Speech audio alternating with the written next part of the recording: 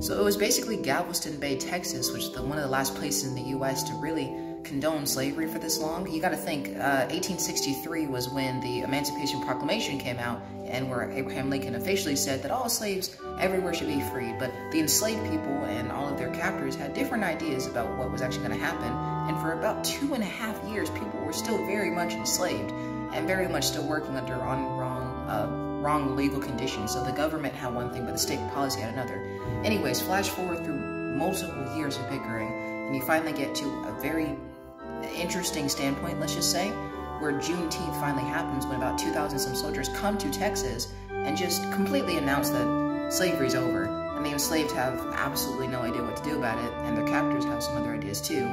So then you get things that just politically go haywire, like you have the false slavery, or not false slavery, but it's the second slavery, which was all of the black people getting thrown in jail and in prison throughout the 1800s and the 1900s, the lead up to World War I. So many people getting thrown in jail wrong, and all the criminal acts, the Jim Crow laws started now.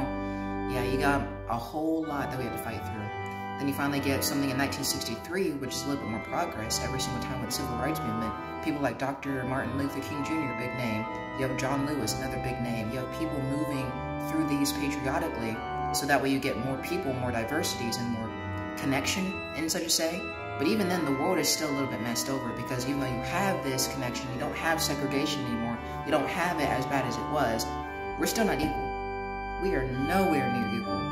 And every single shooting in every single place is just proving my point even farther. So we gotta keep up our human connection every single hour of every single day. We have to double check, no, triple check ourselves to make sure we're not doing something that really will offend someone else. Even if it's our own bias or something else in our head.